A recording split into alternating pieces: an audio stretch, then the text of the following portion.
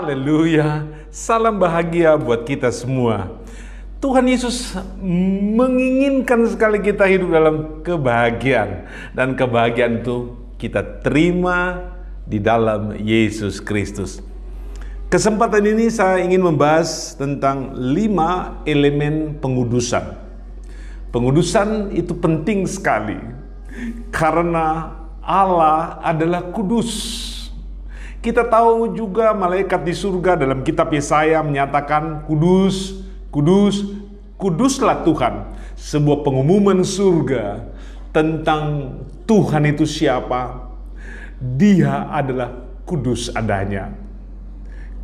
Kemudian dalam kitab Wahyu juga para malaikat, serafim, kerubium memberikan sebuah deklarasi penting. Kudus, kudus, kuduslah Tuhan. Tanpa kekudusan, tidak ada orang yang bisa melihat Allah. Jadi kekudusan itu adalah harga mati.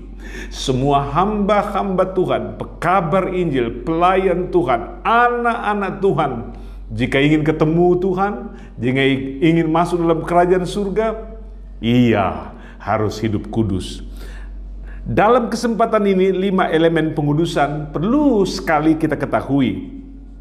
Dosa itu menyerang 3 wilayah hidup manusia. Yang pertama, dosa menyerang tubuh manusia. Sehingga tubuh manusia itu bisa dirasuk sedemikian rupa, memiliki hawa nafsu yang tidak terkendali, hidup dalam dosa, khianat, dan perbuatan-perbuatan melawan Tuhan. Dosa juga dapat menyerang area kedua, yaitu jiwa manusia. Sehingga timbul keserakahan, timbul hal-hal yang tidak baik, yang menyakiti hati Tuhan dari dalam perasaan manusia, kehendak manusia, dan juga kemauan manusia.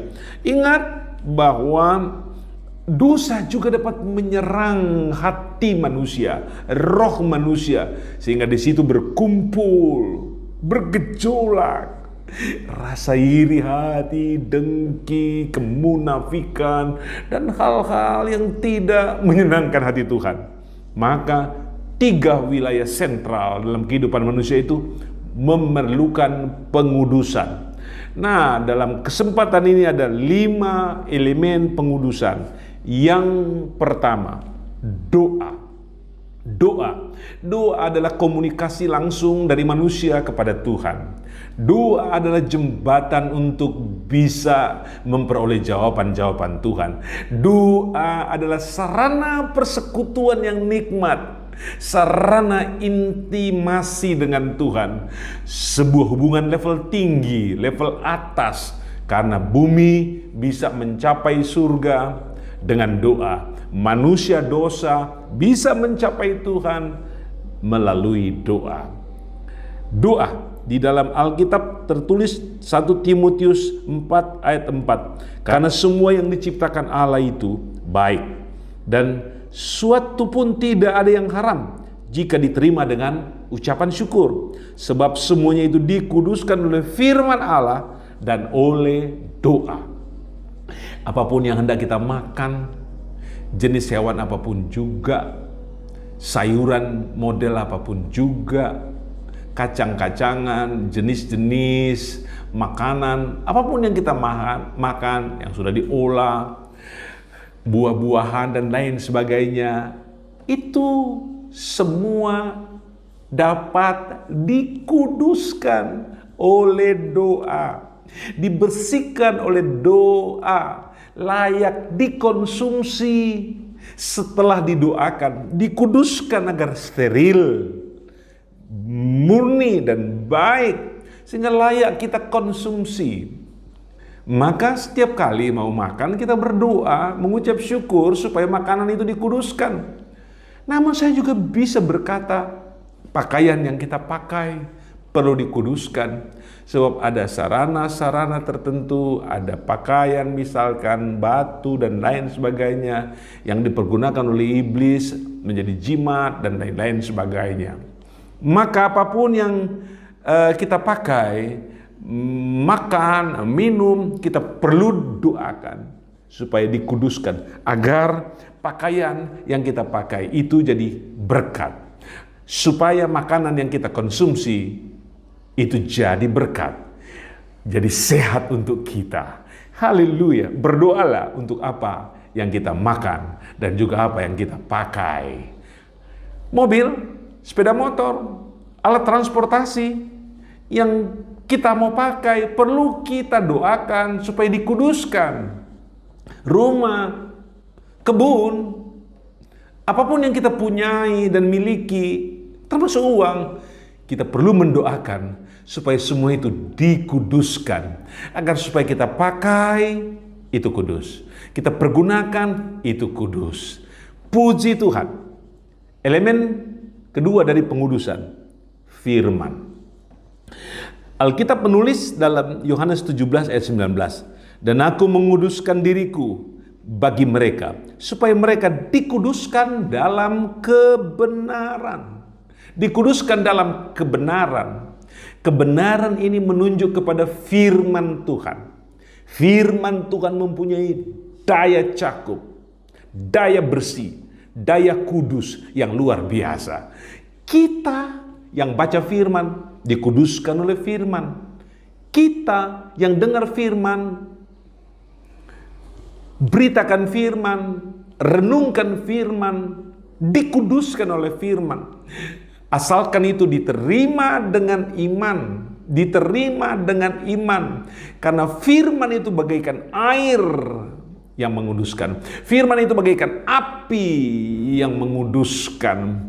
Alkitab tulis dalam 1 Timotius 4 ayat 4 dan 5. Karena semua yang diciptakan Allah itu baik, dan satu pun tidak ada yang haram jika diterima dengan ucapan syukur, sebab semuanya itu dikuduskan oleh firman Allah.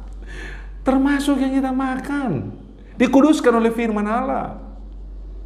Yang kita gunakan dan dipakai dapat dikuduskan dengan firman Allah. Firman Tuhan itu berkuasa. Ada firman, ada berkat. Ada firman, ada mujizat, ada pertolongan, ada kesembuhan, ada pemulihan, dan di dalam firman ada pengudusan. Itulah sebabnya. Kalau kita baca firman, kita baca dengan sungguh-sungguh dan beriman.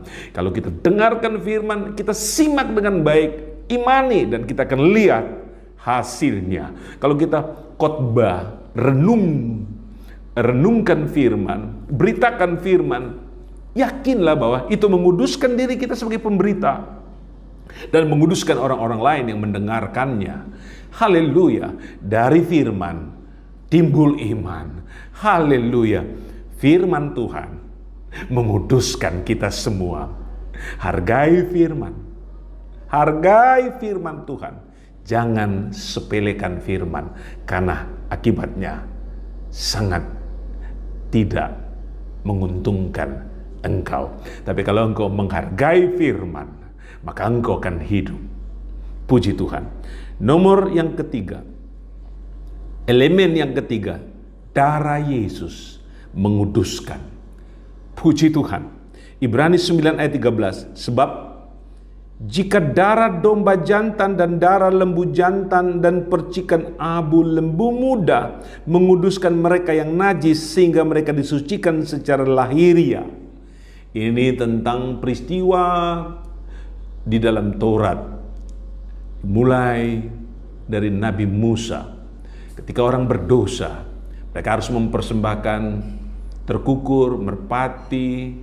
Mereka harus menyembeli lembu jantan, domba jantan. Mereka menyembeli kambing, darahnya akan menguduskan. Penumpahan darah, pengorbanan akan menguduskan. Ini terjadi sepanjang perjanjian lama. Tapi kemudian datang anak domba Allah, Tuhan Yesus Kristus. Darahnya tertumpah di atas gunung Golgota, Bukit Tengkorak.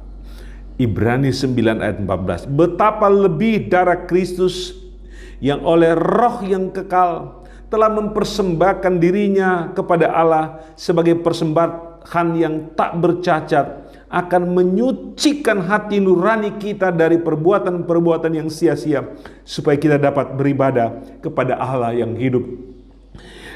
Darah Yesus yang tidak bercacat, tidak ada noda setitik pun, menyucikan hati nurani kita.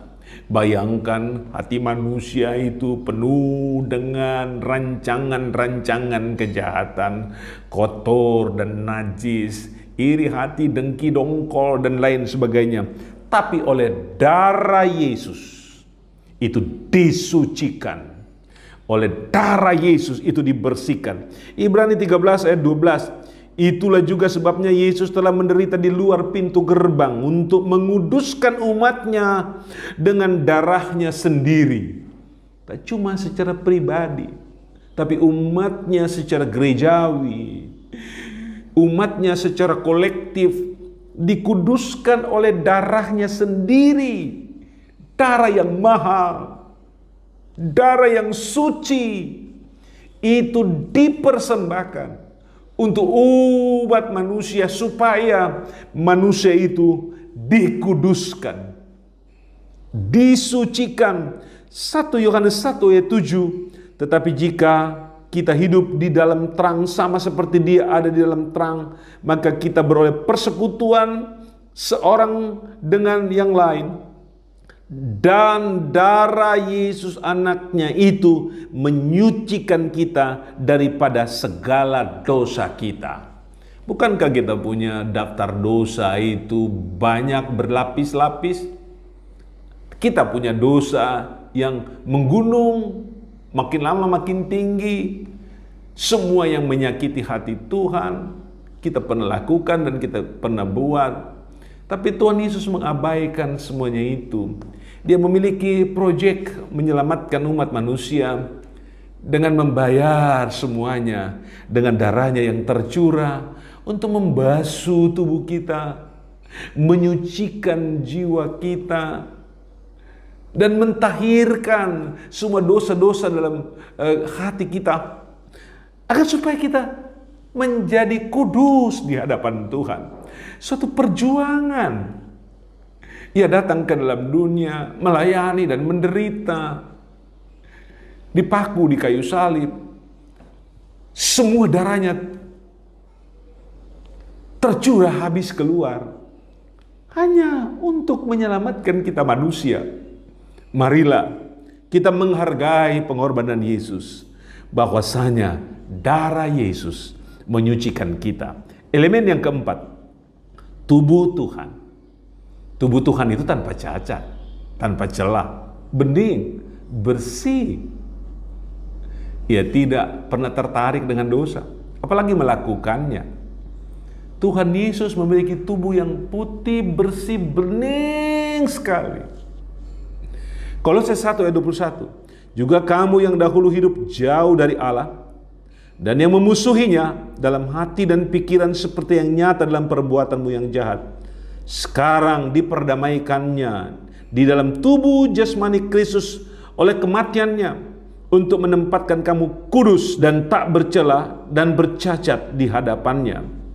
Inilah terobosan besar yang dilakukan oleh Tuhan Yesus.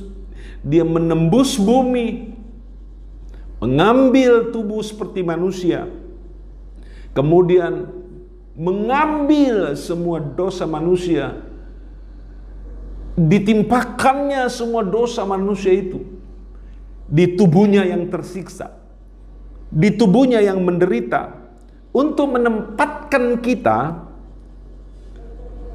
kudus dan tak bercacat celah di hadapan Tuhan. Wow, di manakah rasa hormat, puji-puji kita kepada Tuhan? Ia telah melakukan itu untuk kita. Bahkan dalam Ibrani 10 ayat 10 tercatat, dan karena kehendaknya inilah kita telah dikuduskan satu kali untuk selama-lamanya oleh persembahan tubuh Yesus Kristus. Ia mempersembahkan tubuhnya sendiri untuk menguduskan kita yang tidak kudus, untuk menyucikan kita yang bernoda, untuk membuat tahir kita yang penuh dengan tempelan-tempelan dosa di sekujur tubuh kita, di dalam otak kita dan juga dalam hati kita. Tubuh Yesus adalah tubuh ajaib. Tubuh ajaib yang sudah dilecut dengan cambuk, ditampar oleh laskar Romawi yang kejam, dipakaikan mahkota duri yang tajam. Tubuh Yesus sudah diludahi, ditampar, bahkan dicabut jenggotnya. Tubuh Yesus yang sudah dipaku dengan paku-paku tajam berkarat. Tubuh Yesus yang dilobang, ditembus, ditombak dengan tombak yang besar. Tubuh itu hancur sama sekali, rusak sama sekali, untuk membuat tubuh Kristus menjadi utuh, untuk membuat kita itu bisa mendapatkan posisi penting sebagai anak Tuhan yang dikuduskan oleh tubuhnya sendiri. Dimanapun kita berada hari ini, sadarlah bahwa kita lahir terbit dari sebuah perjuangan darah dan kehancuran tubuh dari Tuhan Yesus Kristus.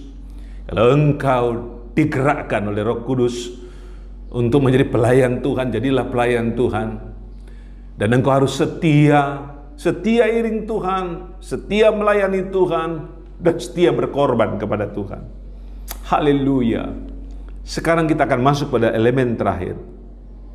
Dikuduskan oleh Roh. Haleluya. Roh Kudus, satu dari Tritunggal Allah. Roh Kudus adalah Allah. Di dalam 1 Petrus 1 ayat 1, dari Petrus Rasul Yesus Kristus kepada orang-orang pendatang yang tersebar di Pontus, Galatia, Kapadokia, Asia Kecil dan Bitinia, yaitu orang-orang yang dipilih sesuai dengan rencana Allah Bapa kita dan dikuduskan oleh Roh, supaya taat kepada Yesus Kristus, menerima percikan darahnya. Kiranya kasih karunia dan damai sejahtera makin melimpah atas kamu, dikuduskan oleh Roh. Haleluya. Roh Kudus memiliki target-target khusus di dalam hidup kita. Dia rindu menguduskan tubuh, jiwa dan roh kita, agar supaya kita taat kepada Yesus Kristus. Puji Tuhan. Jangan sampai membalelo, jangan sampai tinggalkan Tuhan, jangan sampai menjauhkan diri bagi Tuhan. Kitalah yang rugi, kitalah yang celaka. Kita disucikan oleh Roh Kudus dan membuat nilai kita berharga tinggi, kualitasnya prima di hadapan Tuhan. Roma 15 ayat 15. Namun karena kasih karunia yang telah dianugerahkan Allah kepadaku, aku di sana sini dengan agak berani telah menuliskan kepadamu untuk mengingatkan kamu, yaitu bahwa aku boleh menjadi pelayan Kristus Yesus bagi bangsa-bangsa bukan Yahudi, dan pelayanan pemberitaan Injil Allah, supaya bangsa-bangsa bukan Yahudi dapat diterima oleh Allah sebagai persembahan yang berkenan kepada Allah, yang disucikan oleh Roh Kudus. Ini tentang bangsa-bangsa kafir yang tidak terhisap pada golongan orang-orang Yahudi. Mereka pun mendapatkan kesempatan yang manis, indah, luar biasa. Sebuah akses masuk menjadi anak Tuhan dan menjadi pewaris surga. Tapi ada suatu proses ilahi yang sudah terjadi dengan cara yang luar biasa, yaitu disucikan oleh Roh Kudus. Suatu pendekatan Allahi yang sangat sempurna. Roh Kudus yang ada pada level Allah, Dia suci, murni, kudus, datang kepada manusia yang kotor, najis, penuh dengan dosa. Tetapi Ia melakukan pengudusan. Pengudusan oleh Roh Kudus. Ayat yang terakhir, 2 Timotius 2:13, akan tetapi kami harus selalu mengucap syukur kepada Allah karena kamu, saudara-saudara, yang dikasihi Tuhan, sebab Allah dari mulanya telah memilih kamu untuk diselamatkan dalam roh yang menguduskan kamu dan dalam kebenaran yang kamu percayai. Diselamatkan dalam roh yang menguduskan kamu. Sebuah perjalanan spiritual yang luar biasa ketika seorang dijamah oleh Roh Kudus, bahkan dipenuhi dengan Roh Kudus, kemudian hidup dalam Roh Kudus, dituntun oleh Roh Kudus. Nah, orang tersebut hidup dalam kebenaran. Nah, orang tersebut menjadi satu dengan Roh, satu dengan Roh Kudus. Betapa Tuhan mengasihi kita. Kita ternyata istimewa di hadapan Tuhan karena kita dikuduskan oleh doa, kita dikuduskan oleh firman. Yang ketiga, kita dikuduskan oleh darah Yesus.